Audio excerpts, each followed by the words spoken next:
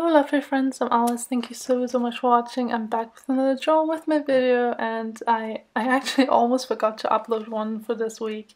I do try to get one video up per week, and yeah, so I just checked my Muji planner, and so let's try and get this voiceover done in one take because usually I just mess up a lot when I talk. I kind of ramble a lot and I stutter, and then it's just all over the place. So but yeah, anyway, I hope you guys are doing well. It's the Easter holidays, or at least for me it's the Easter holidays, so I have 2 weeks off, and yeah, that means I have a lot of time.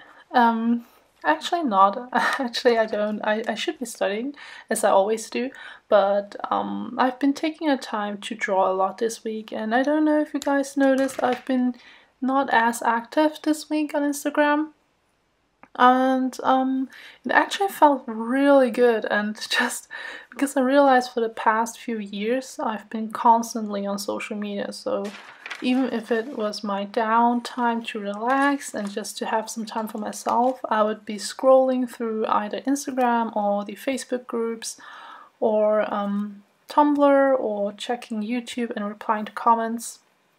And so I don't know, social media is such a huge part of my life, and I'm actually very grateful for that, because it's a place where you can find people who have the same interests as you.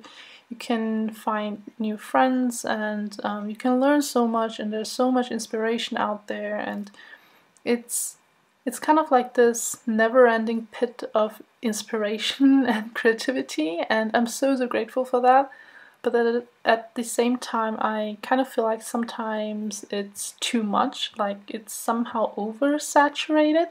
I don't really know how to properly explain this, but I feel like there are so many content creators out there, and so many, just such talented people, and sometimes when I'm looking through Instagram, I look at all those beautiful feeds and all those beautiful spreads, and on one hand, it really inspires me, and I do look at their style, and I see the colors that they're using, their handwriting, and the way they arrange things, and it makes me want to try out new stuff and to experiment with my own journal. But at the same time, I feel like it makes me very, I guess not anxious, but just I feel like it's too much for me sometimes. I feel like I just need some quiet time for myself, and I personally am a content creator. Like, I share my stuff online on YouTube, on Instagram, and stuff like that, and I really like sharing my spreads and my art, but sometimes I still get the feeling like it's still my personal journal. So even though I do flip throughs and stuff like that, I don't know why, it's just very weird. Like, from time to time I just need some time for myself and just not be on social media, and I feel like it really cleans my head, and I can have some more space to think, kind of like that. So yeah, I took some time off of social media. Like, I wasn't even properly gone, because I was still texting friends through DM, and I was still replying to comments, and I was trying to post a little bit here and there, but I just wasn't on my phone like 24/7, and that gave me a lot of time to draw and to just practice a lot more on stuff that I wanted to practice. And I started practicing drawing boys, which I never did before that. I was just always focusing on girls, but there were a few things I wanted to try and to draw, and so I was very happy to be able to practice that, which gave me the opportunity to actually finally finish 3 postcards that I've been wanting to do. And so I finished them, and I've sent them to print, and I'm super excited for them to arrive. I can't wait for them to be finished, because I'm kind of anxious to see how they will turn out and if they're okay. And so I can't wait to share that with you guys on Instagram.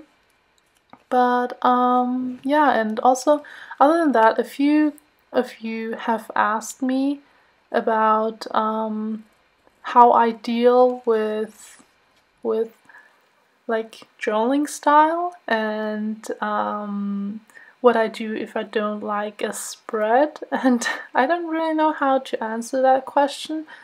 To me, it's kind of like it's my journal, and I'm not forever stuck on one page. If I really don't like that page, I can always just turn the page and I have a new spread to work on. So I don't try to focus too much on the spreads I don't like, and I try to move forward and just to how to say it, to I mean, okay, sometimes the spread is really bad, like it's just horrible, absolutely horrible, and in those cases I would actually take some paper and then cover it up, like I'd take maybe a small piece of craft paper and I would paste that on whatever I messed up, and usually that looks completely like I intended it for it to look like that, because I do use a lot of those layering things. So that's one of the things I do, but I do that actually very rarely, and I think in this current volume I've only done that once. Usually if I really don't like a spread, I just leave it as it is, because that's just how life is. It's not like, not every day is nice, and some days it's just not your day and you just don't feel that great, and so I don't expect my journal to look the best every single time, and it really doesn't, but it's all part of the process, and it's always, I guess it's not nice to look back on pages that you're not proud of, but they still help you to understand why you don't like that page and what you messed up, and so you can yeah, just learn from it, because to me my journal is kind of like an art place.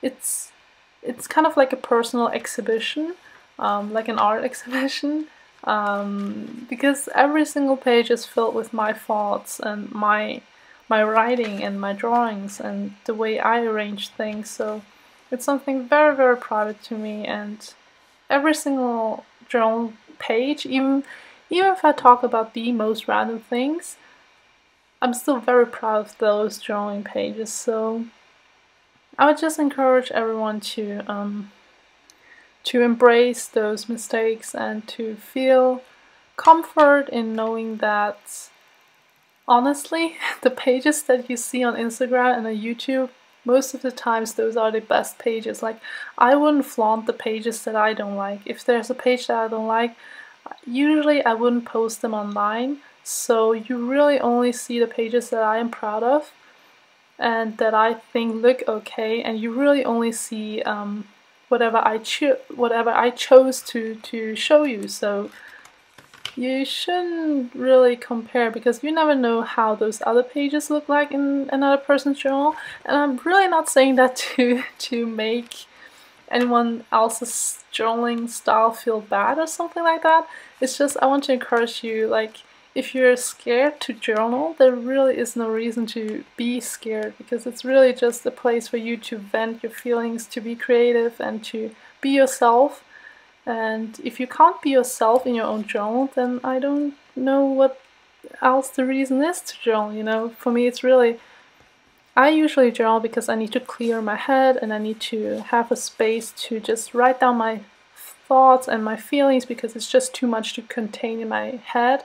And I would kind of go crazy and a little bit, just so it's just too much for me to handle on my own, and I feel like my journal is somewhere where I can tell everything that I want to tell, and my journal isn't gonna judge me for that. So yeah, just journal, and don't be too afraid, don't be too intimidated, and if you really feel like yours doesn't look good or anything, just don't go on Instagram for a while and just sit down with your own journal and write whatever you want to. There is no real reason or measurement or standard on how a spread needs to look like.